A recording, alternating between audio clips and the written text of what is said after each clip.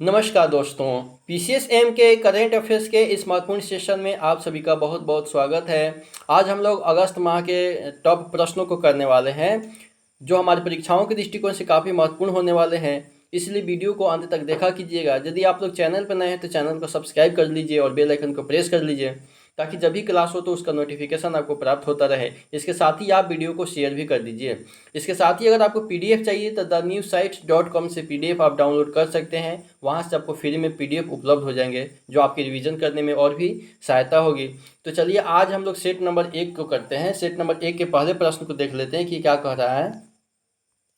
कह रहा है कि हाल ही में कौन सा देश जो है तीसरे voice of global south summit, ठीक है, तीसरे voice of global south summit की मेजबानी किए हैं। तो ऑप्शन ए है चीन, ऑप्शन बी है दक्षिण अफ्रीका, ऑप्शन सी है भारत या फिर ऑप्शन डी है ब्राज़ील। तो सही उत्तर क्या हो जाएगा? भारत हो जाएगा। ठीक है, अभी हाल ही में जो है Bharat third voice of global south summit की मेजबानी किया है। भारत द्वारा इस शिखर सम्मेलन की मेजबानी विकासशील देशों के लिए जो है सहयोग को बढ़ावा देने और सामूहिक रूप से वैश्विक चुनौतियों का समाधान करने से उसकी प्रतिबद्धता को दर्शाती है। ठीक है, आपको पता है कि भारत जो है एक विकासशील देश है, तो ये आपको भारत आपको याद रखना है। अगला प्रश्न है कि हाल ही में आयोजित तीसरे voice of global south summit का जो है विषय क्या रहा है, ठीक है, थीम क्या है। तो ऑप्शन ए है एक सतत भविष्य के लिए ग्लोबल साउथ को सशक्त बनाना, या फिर ऑप्शन बी है आर्थिक विकास के लिए वैश्विक सहयोग करना, या फिर ऑप्शन सी है वैश्विक विकास के लिए अंतराल को पाटना, या फिर ऑप्शन डी है सतत नवाचार और वैश्विक एकीकरण करना।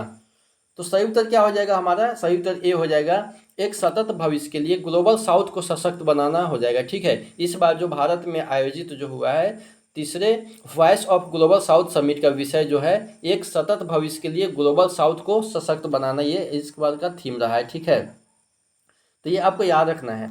अगला प्रश्न है कि हाल ही में भारत में जो है निम्नलिखित में से किन स्थानों को जो है रामसर स्थल के रूप में नामित किया गया है। ऑप्शन ए है चिल्का झील उड़ीसा, पोंग डैम झील हिमाचल प्रदेश, या फिर इसी में सुंदरवन पश्चिम बंगाल, या फिर ऑप्शन बी है नंजायन टैंक तमिलनाडु, या फिर कांजली वेटलैंड पंजाब, या फिर लोकटक झील मणिपुर, या फिर ऑप्शन सी है तवा जलाशय मध्य प्रदेश, या फिर नंजनैन टैंक तमिलनाडु, या फिर काजू बेली वेटलैंड तमिलनाडु, या फिर ऑप्शन डी है सांभर झील राजस्थान या दीपोर बिल असम, या फिर वेमनाड कोल वेटलैंड केरल में।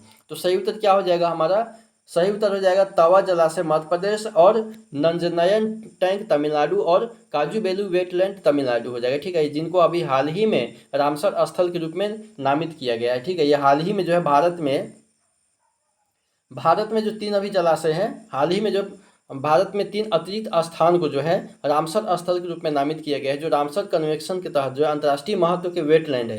इन स्थलों में मध्य प्रदेश में तवा जलाशय है, नंजनैन टैंक तमिलनाडु में है और काजू वैली वेटलैंड शामिल है। ठीक है, काजू वैली वेटलैंड कहाँ है? तो ये आपका तमिलनाडु में है। ठीक है, ये आपको याद रखना है।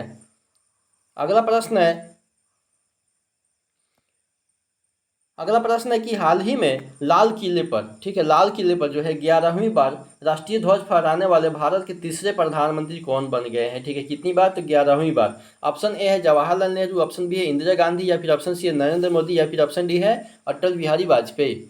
तो सही उत्तर क्या हो जाएंगे हमारे? नरेंद्र मोदी हो जाएंगे। ठीक है, 78वें स्वतंत्रता दिवस पर जो है भारत के प्रधानमंत्री श्री नरेंद्र मोदी जी द्वारा लाल किले पर 11वीं बार राष्ट्रीय ध्वज फहराया गया है, जिससे वह जवाहरलाल नेहरू और इंदिरा गांधी के बाद यह उपलब्धि हासिल करने वाले तीसरे भारतीय प्रधानमंत्री बन गए हैं। ठीक है, तो ये आपको याद रखना है। अगला प्रश्न है कि हाल ही में संयुक्त राष्ट्र में जो है भारत के अगले राजदूत और अस्थायी प्रतिनिधि के रूप में किसे नियुक्त किया गया है। तो ऑप्शन ए है हरीश परमार, या फिर ऑप्शन बी है विजय केशव गोखले, या फिर ऑप्शन सी है पर्वत नैनी हरीश, या फिर ऑप्शन डी है नलिन प्रभात। तो सही उत्तर क्या हो जाएंगे हमारे? सही उत्तर हो जाएंगे पर्वत नैनी हरीश हो जाएंगे। ठीक है, 14 अगस्त को जो पर्वत नैनी हरीश को संयुक्त राष्ट्र में भारत के अगले राजदूत और इसके अस्थायी प्रतिनिधि के रूप में नियुक्त किया गया है, जो उनकी महत्वपूर्ण कूटनीति भूमिका को रेखांकित करते हैं। ठीक है, तो पर्वत नैनी हरीश का नाम आपको याद रखना है, जिनको अभी हाल ही में संयुक्त राष्ट्र में भारत के अगले राजदूत और अस्थायी प्रतिनिधि के रूप में नियुक्त किया गया है, पर्वत नैनी हरीश। अगला प्रश्न है कि हाल ही में भारतीय मूल के लक्ष्मण नरसिम्हम की जगह जो है स्टारबक्स के नए सीईओ के रूप में किसे नियुक्त किया गया है। ठीक है, भारतीय मूल के लक्ष्मण नरसिम्हम की जगह पे स्टारबक्स के नए सीईओ के रूप में किसे नियुक्त किया गया। तो ऑप्शन ए है हार्वर्ड शूट्स, या फिर ऑप्शन बी है ब्रायन निकोल, या फिर ऑप्शन सी है केविन जॉनसन, या फिर ऑप्शन डी है ब्रायन ब्रायन ओल्सावस्की, ठीक है। तो सही उत्तर क्या हो जाएंगे हमारे, ब्रायन निकोल हो जाएंगे, ठीक है, ब्रायन निकोल हो जाएंगे, इनका नाम आपको याद रखना है। अगला प्रश्न कि हाल ही में भारत के किस हवाई अड्डे को जो है देश के पहले नेट जीरो कार्बन उत्सर्जन हवाई अड्डे के रूप में मान्यता दिया गया है। भारत के किस हवाई अड्डे को देश के पहले नेट जीरो कार्बन उत्सर्जन हवाई अड्डे के रूप में मान्यता दिया गया? तो ऑप्शन ए है छत्रपति शिवाजी महाराज अंतर्राष्ट्रीय हवाई अड्डा मुंबई में, या फिर ऑप्शन बी है कैंपेगौड़ा अंतर्राष्ट्रीय हवाई अड्डा बेंगलुरु, या फिर ऑप्शन सी है इंदिरा गांधी अंतर्राष्ट्रीय हवाई अड्डा नई दिल्ली, या फिर ऑप्शन डी है राजीव गांधी अंतर्राष्ट्रीय हवाई अड्डा हैदराबाद में।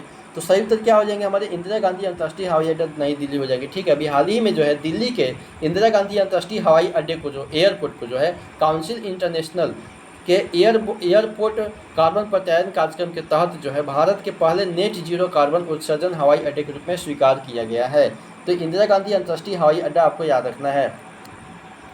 अगला प्रश्न है कि हाल ही में किस अकादमी को जो है क्षमता निर्माण आयोग द्वारा जो है उत्कृष्टता रेटिंग से सम्मानित किया गया है? ऑप्शन ए है सरदार वल्लभ भाई पटेल राष्ट्रीय पुलिस अकादमी, या फिर ऑप्शन बी है लाल बहादुर शास्त्री राष्ट्रीय प्रशासन अकादमी, या फिर ऑप्शन सी है जगजीवन राम रेलवे सुरक्षा बल अकादमी, या फिर ऑप्शन डी है भारतीय सैन्य अकादमी।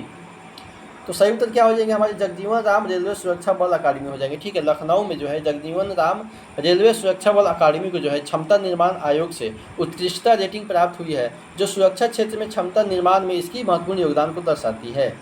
तो ये आपको याद रखना है। अगला प्रश्न है कि हाल ही में 16 अगस्त 2024 को जो है इसरो ने निम्नलिखित में से किस रॉकेट का उपयोग करके EOS 08 उपग्रह को सफलतापूर्वक लॉन्च किया है? तो ऑप्शन ए है PSLV C56, या फिर ऑप्शन बी है GSLV MK3, या फिर ऑप्शन सी है SSLV D3, या फिर ऑप्शन डी है ASLV D5।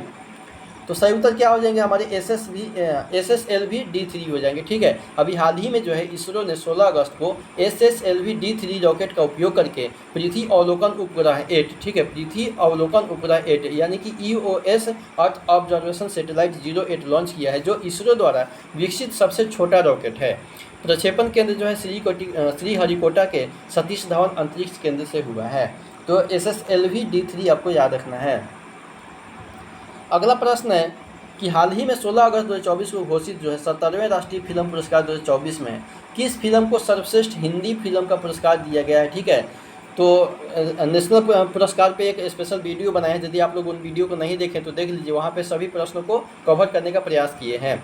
तो आइए इसका देख लेते हैं। ऑप्शन द कश्मीर फाइल्स, या फिर ऑप्शन बी है गुलमोहर, या फिर ऑप्शन सी है तुम्बाड़, या फिर ऑप्शन डी है गली बॉय।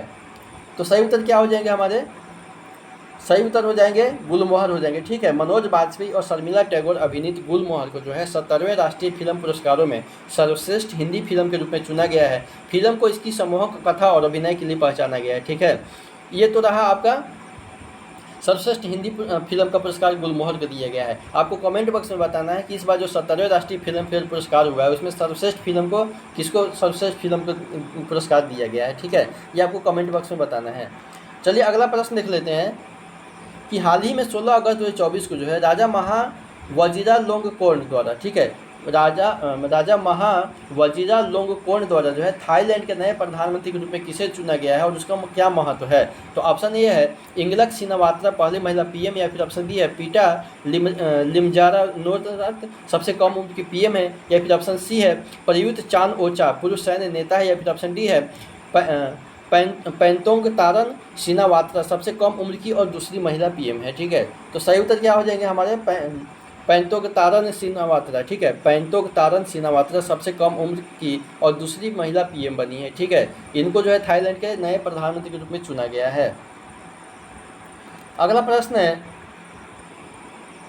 कि हाल ही में डॉक्टर राम नारायण अग्रवाल, जिनका 15 अगस्त 2024 को निधन हो गया है, किस क्षेत्र में योगदान देने के लिए वे प्रसिद्ध थे? तो ऑप्शन ए है अंतरिक्ष अनुसंधान से, या फिर ऑप्शन बी है वैमानिकी में, या फिर ऑप्शन सी है मिसाइल प्रौद्योगिकी में, या फिर ऑप्शन डी है परमाणु विज्ञान में।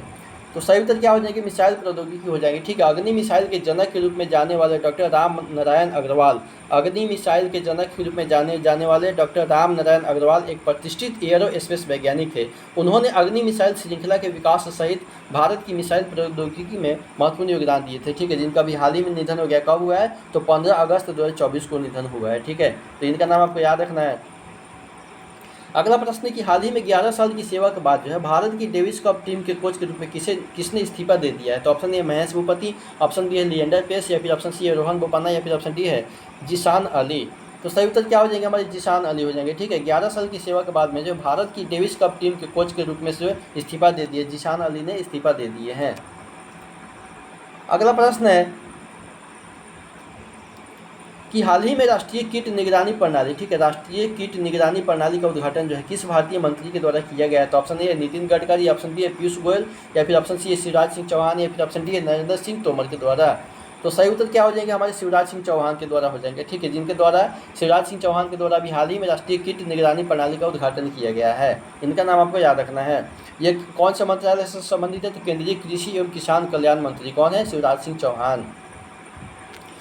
अगला प्रश्न है कि हाल ही में किस वरिष्ठ आईपीएस अधिकारी को जो है केंद्र सरकार ने जम्मू कश्मीर पुलिस का जो है विशेष महानिदेशक नियुक्त किया है? तो ऑप्शन ए है राकेश अस्थाना, ऑप्शन बी अनिल बैजल, या फिर ऑप्शन सी है सुबोध कुमार जायसवाल, या फिर ऑप्शन डी है नलिन प्रभात।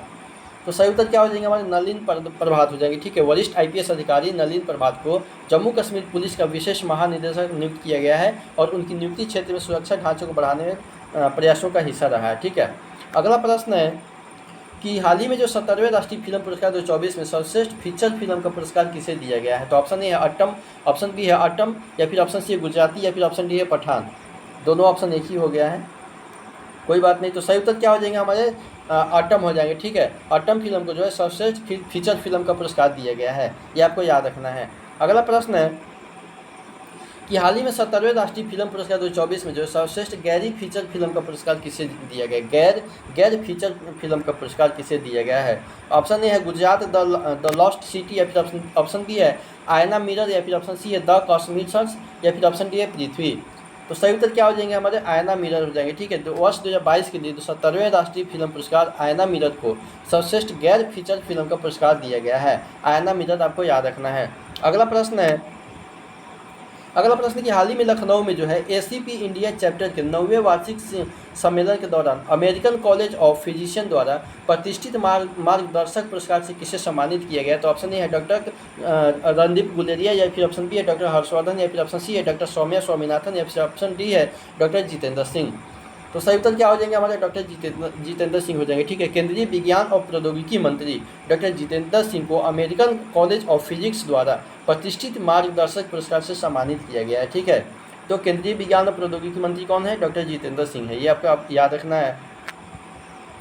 अगला प्रश्न कि हाल ही में केंद्रीय मंत्रिमंडल द्वारा स्वीकृत मेट्रो रेल परियोजनाओं के बारे में निम्नलिखित में से कौन सा कथन सत्य है?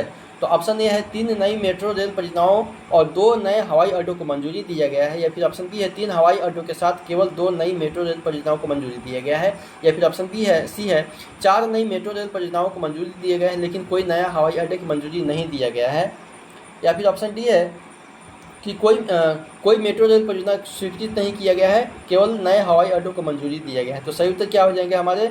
3 नई मेट्रो रेल परियोजनाओं को और 2 नए हवाई अड्डों को मंजूरी दिया गया है, तो ये आपको याद रखना है। अगला प्रश्न है कि हाल ही में संसद भवन परिसर में जो है सहयोग के लिए किन संगठनों के बीच समझौते ज्ञापन पर जो हस्ताक्षर किए गए? तो ऑप्शन ए है ऑल इंडिया रेडियो और दूरदर्शन, ऑप्शन बी है लोकसभा टीवी, राज्यसभा टीवी और संसद टीवी, या फिर ऑप्शन सी है लोक प्रसारण प्रसार भारती और संसद टेलीविजन, या फिर ऑप्शन डी है राष्ट्रीय सूचना विज्ञान केंद्र और सूचना और प्रसारण मंत्रालय। तो सही उत्तर क्या हो जाएंगे हमारे? सही उत्तर हो जाएंगे लोक प्रसार भारती और संसद टीवी हो जाएगी। ठीक है, संसदीय कार्यवाही के समन्वयन और कवरेज को बढ़ाने, सूचना के बेहतर प्रसारण को सुनिश्चित करने के लिए जो है लोक प्रसार भारती और संसद टेलीविजन के बीच में समझौते ज्ञापन पर हस्ताक्षर किए गए हैं, ये आपको याद रखना है। अगला प्रश्न है कि पेरिस पैरा ओलंपिक 2024 के उद्घाटन समारोह में जो है भारत के ध्वजवाहक कौन होंगे? ये पैरा ओलंपिक कह रहा है, ये आपको याद रखना है।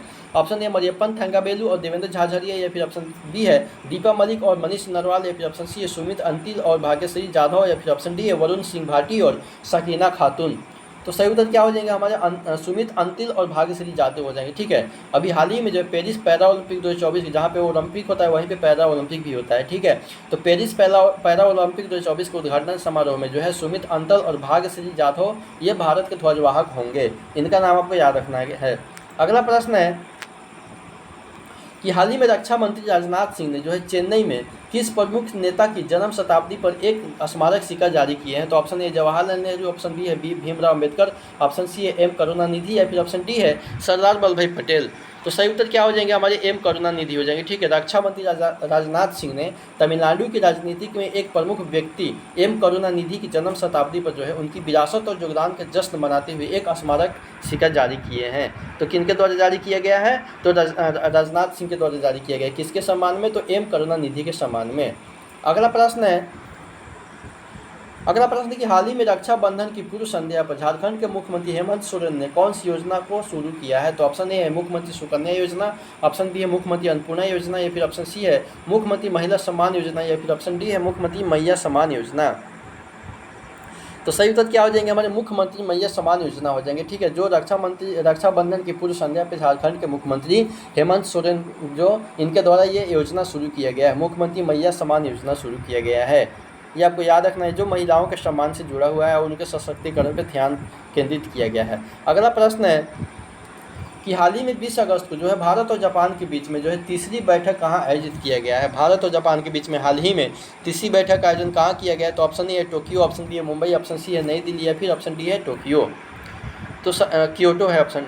तो सही उत्तर क्या हो जाएंगे हमारे? नई दिल्ली हो जाएंगे। ठीक है, अभी भारत और जापान के बीच में तीसरी बैठक का आयोजन किया गया है, जो कहाँ हुआ है? नई दिल्ली में आयोजन किया गया है। अगला प्रश्न और आज के सेट का अंतिम प्रश्न है, 25वां प्रश्न है कि हाल ही में सूडान के स्वास्थ्य मंत्री हैथम मोहम्मद इब्राहिम ने किस स्वास्थ्य संकट की घोषणा की है? तो ऑप्शन ए है मलेरिया के प्रकोप या फिर ऑप्शन बी है हैजा के प्रकोप या फिर ऑप्शन सी है इबोला वायरस के प्रकोप या फिर ऑप्शन डी है डेंगू बुखार के प्रकोप की घोषणा किए हैं। तो सही उत्तर क्या हो जाएंगे हमारे? हैजा के प्रकोप की घोषणा किया गया। सूडान के स्वास्थ्य मंत्री हैथम मोहम्मद इब्राहिम ने हैजा के प्रकोप की घोषणा किया है, जो देश में एक महत्वपूर्ण सार्वजनिक स्वास्थ्य चुनौती को उजागर करते हैं। ठीक है, तो सूडान में किया गया है कौन सा प्रकोप? हैजा का प्रकोप के कारण वहाँ पे स्वास्थ्य संकट की घोषणा किया गया है। तो ये आपको याद रखना है। इसी के साथ वीडियो आप आज यहीं पर अंत करते हैं। वीडियो देखने के लिए आप सभी का बहुत बहुत धन्यवाद।